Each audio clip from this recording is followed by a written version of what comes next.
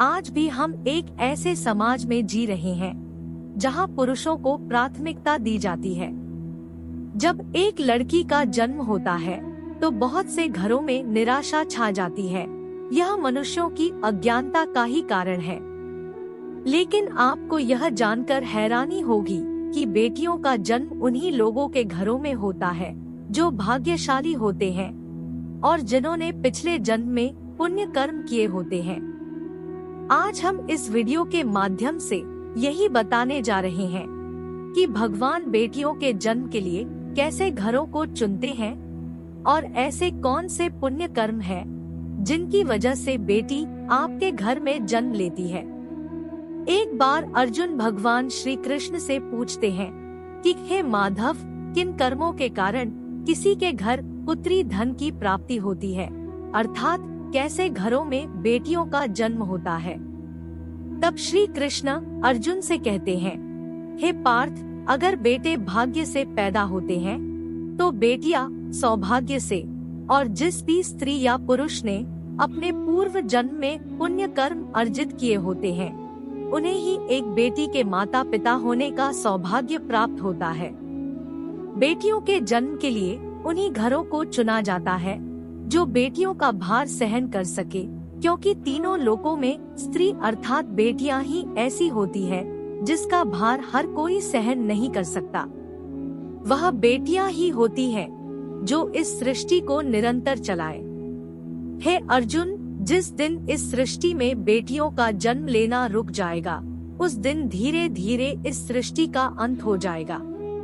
मित्रों, भगवान श्री कृष्ण के इन बातों पर गौर किया जाए तो उनका कहा बिल्कुल सही है, क्योंकि बेटियां अगर नहीं होंगी तो किसी का भी वंश आगे नहीं बढ़ सकता। बेटे केवल अपने माँ बाप का ही नाम रोशन करते हैं, लेकिन बेटियां अपने माँ बाप के साथ साथ अपने पति के माँ बाप का भी नाम रोशन करती है।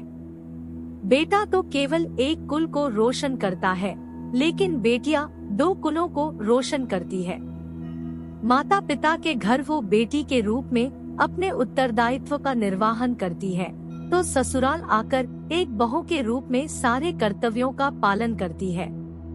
कई लोग यह सोचते हैं कि बेटियां पिंडदान नहीं कर सकती और अगर उनके यहाँ बेटियां ही हो तो उन्हें मुक्ति कैसे मिलेगी। धर्म शास्त्रों में कई ऐसी घटनाओं का उल्लेख है जहाँ बेटियों ने पिंडदान किया है। शास्त्रों के अनुसार ज्येष्ठ पुत्र उपस्थित न होने पर बहू या बेटी के द्वारा पिंडदान किया जा सकता है। रामायण में बताया गया है कि प्रभु श्री राम के पिता राजा दशरथ की जब मृत्यु हो गई तो माता सीता अर्थात राजा दशरथ की बहू ने ही उनका पिंडदान किया था। इसलिए मित्रों, वह लोग बहुत किस्मत वाले होते हैं जिनके घर में बेटी जन्म लेती है। वह लोग किस्मत के और धनी होते हैं जिनके घर एक से ज्यादा बेटियां होती है।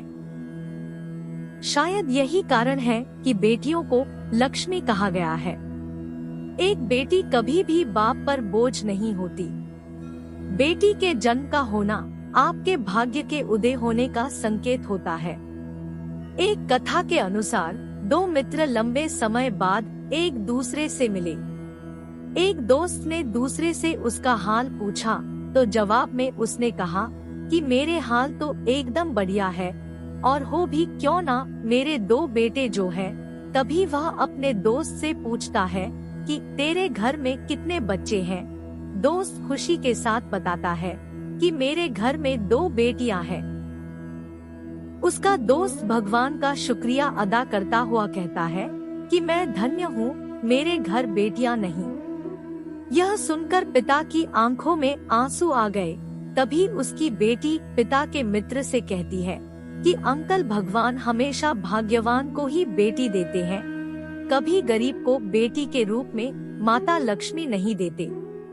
भगवान उसी को पुत्री का सुख देते हैं जिसके अंदर पालने का सामर्थ्य होता है, जो गरीब होकर भी अपनी बेटी को पाल सकता है। अब सोचने वाली बात यह है कि कौन से कर्म के बाद आप किसी के घर लड़की के रूप में जन्म लेते हैं। गरुड़ पुराण में बताया गया है कि जब आत्मा को नया जन्म मिलता है तब आत्मा को शरीर के अनुसार व्यवहार में चलकर अपने कर्म करने होते हैं।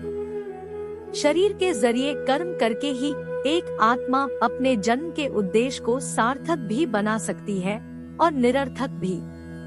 यदि कोई पुरुष महिलाओं का आचरण करता है, स्वभाव में महिलाओं वाली आदतें ले आता है या वही काम करना चाहता है जो एक महिला को करना चाहिए, तो ऐसे ही पुरुषों की आत्मा स्त्री का शरीर धारण करती है।